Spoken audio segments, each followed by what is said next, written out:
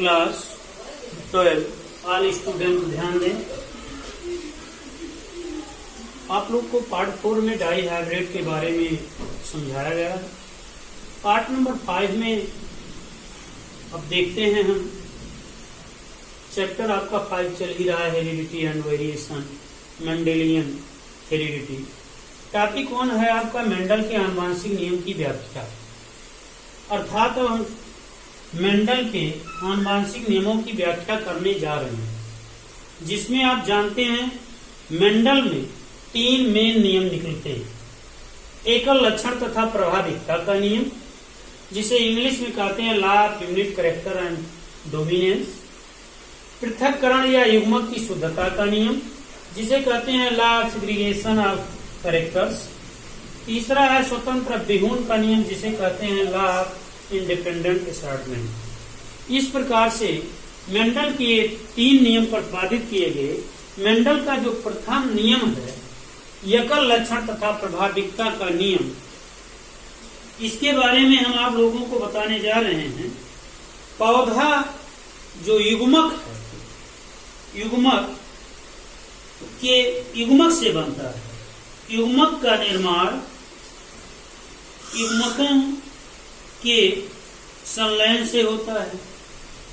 युग्मकों का निर्माण युग्मक के संलयन से होता है, जिसमें आपका एक नर युग्मक बनता है और एक क्या बनता है, मादा युग्मक बनता है। तो नर युग्मक तथा मादा युग्मक दोनों संलयित होकर के किसका निर्माण करते हैं, जाइगोट का निर्माण करते हैं। अर्थात क्या हम कहते हैं, जाइगोट बनाते हैं। जाइगोट बनाते हैं। इस प्रकार से जो हम जाइगोट बनाते हैं, जब युग्मिक संलयित होकर युग्मन बनाते हैं, उसमें प्रत्येक लक्षण के वैकल्पिक रूप व्यक्त करने वाले 2 जीन कारक आ जाते हैं। जैसे मटर के नर युग्मक में फूल का लाल रंग, कैसा फूल का लाल रंग व्यक्त करता है, तथा मादा युग्मक में सफेद रंग व्यक्त करता है फूल का। तो ये क्या हुए, जीन कारक हुए।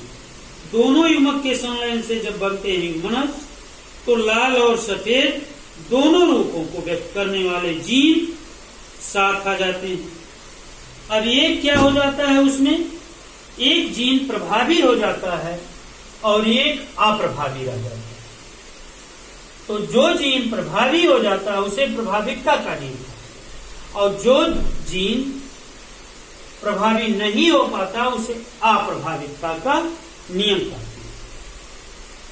उदाहरण के तौर पर हम और कह सकते हैं कि जैसे मेंडल के एक संकरण का प्रयोग जब कराया गया था, तो उसमें देखा गया कि कैपिटल टी स्मॉल टी दोनों के बीच क्रॉस कराने पर जो F1 पीढ़ी में पौधे प्राप्त हुए थे, वो सभी कैसे पौधे थे, सभी लंबे पौधे।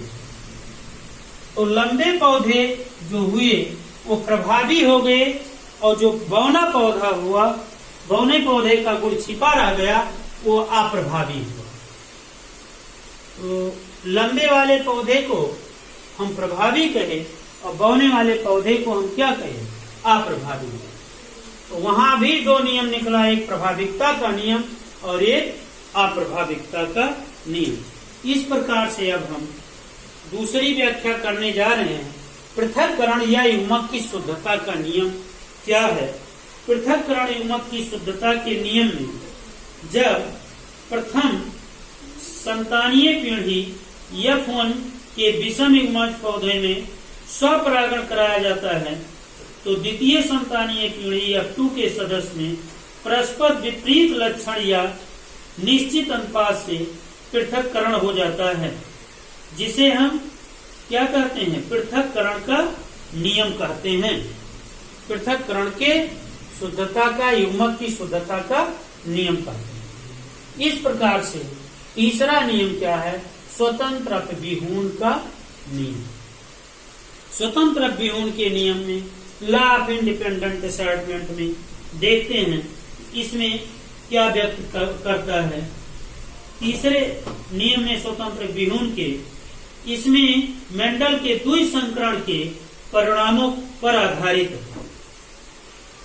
द्विसंकर के नियमों पर ये आधारित है। इसके पहले अभी डाई हाइब्रिड के बारे में आप लोगों को बताया गया।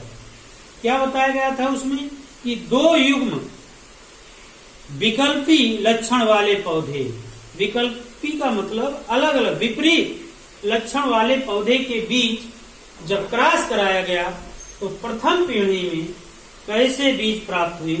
सभी गोल पीले वाले बीज प्राप्त हुए। इसके बाद जब यक्वन पीढ़ी के बाद फिर सेल्फ पोलिनेशन हुआ, परागण की क्रिया कराई गई, तो द्वितीय पीढ़ी में देखा गया कि 4 बीज से 16 बीज प्राप्त हुए। कितने बीज प्राप्त हुए? 16 बीज प्राप्त हुए।